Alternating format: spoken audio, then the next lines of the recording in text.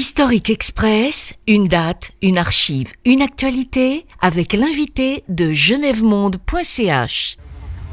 Je m'appelle Patrick Auderset, je suis historien et le coordinateur du Collège du Travail, qui est un lieu qui s'occupe d'histoire et de mémoire ouvrière à Genève. Genève Monde, au carrefour de l'histoire.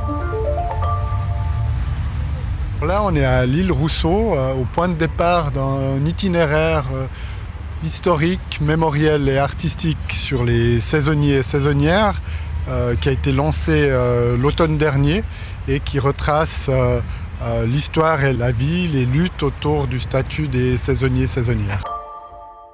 Le but d'Historique Express, c'est de dire, partir d'un document et d'une date. Quel est ce document, quelle est cette date ? Alors on va partir d'un livret pour étrangers, permis A, qui était en fait attribué aux saisonniers et saisonnières. Et la date, en fait, c'est le 1er juin 2002, qui est la fin du statut de saisonnier, l'abolition de ce permis, du fait de l'entrée en vigueur des accords de libre circulation entre la Suisse et l'Union européenne. Même s'il permettait de résider et de travailler en Suisse, on peut dire que ce permis A n'était pas vraiment à la faveur des migrants et migrantes venus travailler en Suisse. Non, parce que ce permis définissait un statut qui apportait des restrictions assez fortes aux personnes qui en étaient porteurs. Il était attribué pour 9 mois au maximum à des personnes qui avaient un permis de travail en Suisse, et au terme de ces 9 mois, ils devaient retourner dans leur pays, y résider un certain temps avant de pouvoir éventuellement revenir en Suisse avec un nouveau permis de travail, là aussi limité au maximum à 9 mois. Et ce permis ne leur permettait pas de faire venir les membres de leur famille, donc ni leur mari ou femme, ni leurs enfants, ce qui a été source d'intenses souffrances. Et ça ne leur permettait pas non plus de prendre un logement à leur nom.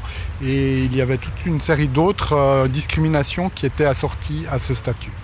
Alors, on est à Genève, dans une ville internationale. On va faire un peu la visite, un peu le parcours que vous proposez d'ailleurs en podcast géolocalisé, des balades où la personne peut clairement avec son téléphone portable se faire expliquer ce qui s'est passé ici même à Genève. C'est ça le but. Exactement. On a donc créé 2 itinéraires de 7 stations chacune.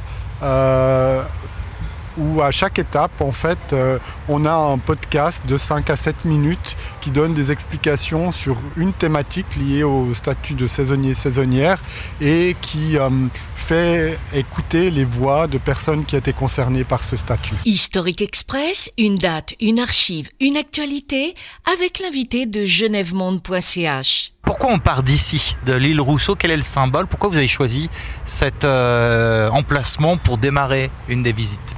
Alors on démarre cette visite à l'île Rousseau parce que c'est un lieu où en fait on a un magnifique point de vue sur la rade, où on voit toutes ces constructions qui ont été faites dans la deuxième partie du XXe siècle, où on voit aussi les hôtels de luxe que Genève accueille, et en fait aussi bien dans la construction que dans l'hôtellerie, comme d'ailleurs dans l'agriculture, les saisonniers, saisonnières étaient très actives.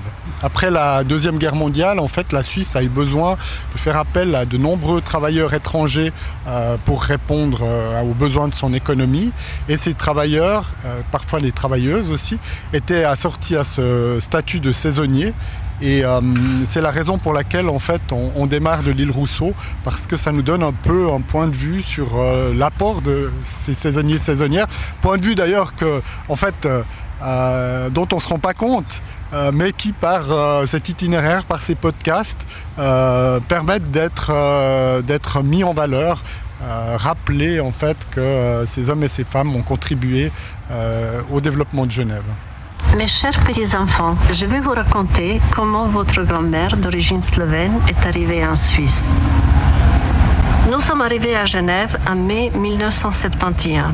Heureusement, j'ai été engagée assez rapidement à la réception de l'hôtel Métropole, grâce au bon certificat de mes employeurs précédents et ma connaissance des 3 langues étrangères en plus du slovène. On m'a proposé une période de 3 mois à l'essai avec le contrat saisonnier. Ensuite, j'ai travaillé à l'Hôtel Métropole jusqu'en septembre 1976. Je devais en principe quitter la Suisse pendant 3 mois à la fin de chaque contrat. Mais mon employeur appréciait mon travail et ma disponibilité, par laquelle j'accomplissais mes tâches quotidiennes sans jamais trop compter mes heures supplémentaires qui n'étaient pas toujours rémunérées.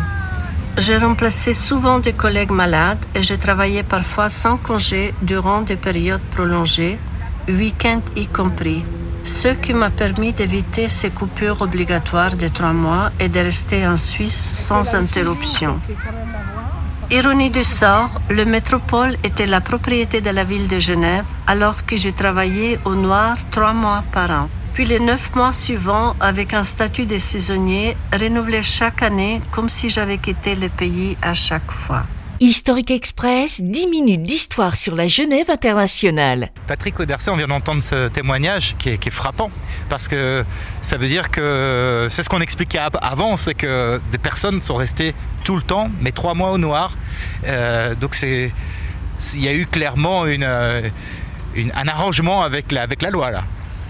Oui, effectivement, la situation en fait s'est détériorée à partir de 1970, au moment où des initiatives xénophobes ont été présentées devant le peuple, l'initiative Schwarzenbach qui a été rejetée, mais la Confédération, les autorités fédérales ont pris des mesures très restrictives et ont limité le nombre de permis de travail qu'elles attribuaient aux étrangères. Et les besoins de l'économie étaient toujours là et beaucoup de personnes travaillaient au noir dans cette période. Genève Monde, l'histoire partagée de la Genève internationale. Historique Express sur genèvemonde.ch. Patrick Auderset, on est maintenant dans la cité, vieille ville de Genève, tout près de la... Chaudronnier, Voilà. numéro 16. Qu'est-ce qu'on trouve rue des Chaudronniers numéro 16 ? Alors on est devant le syndicat CIT dont on parlait tout à l'heure. Mais si on est ici, c'est pour une raison un peu différente. C'est que la question qui se posait avec les saisonniers-saisonnières jusqu'en 2002, en fait, a disparu avec le statut.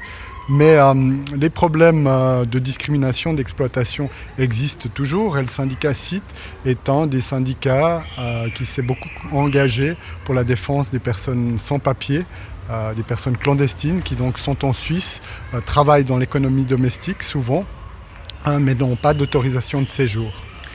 On est parti de 2002, au tout début de cette balade. 2002, la fin du permis A pour saisonniers et saisonnières. Aujourd'hui, on est en 2025. Qu'est-ce qui s'est passé entre 2002 et 2025 ? Comment on devient en fait un employé étranger accepté en Suisse ? Quelles sont les conditions d'obtention d'un permis ? Alors, ce qui a changé en 2002, c'est qu'effectivement, les personnes provenant de pays de l'Union européenne pouvaient venir facilement, librement en Suisse pour chercher de l'emploi, et dans la mesure où elles obtenaient un permis de séjour. Mais par contre, des frontières quasi infranchissables ont été dressées autour de l'Europe.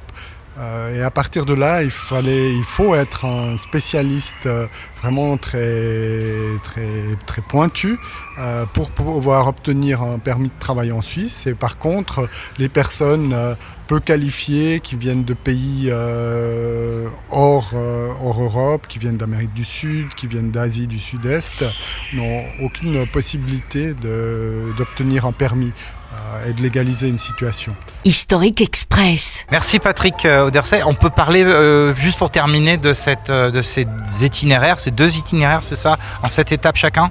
C'est ça, 2 itinéraires en 7 étapes qu'on peut parcourir en suivant l'itinéraire physiquement en ville, en plein air, ou qu'on peut découvrir sur le site internet saisonnier au pluriel-saisonnière au pluriel.ch, à partir duquel on peut visualiser les itinéraires et on peut écouter les podcasts qui sont rattachés. Alors le mieux, c'est de prendre son téléphone portable, son smartphone, mettre le GPS en route, avoir des écouteurs ou une boombox et puis de se faire accompagner comme ça. C'est ça, c'est la plus belle expérience qu'on peut avoir des itinéraires. Merci beaucoup.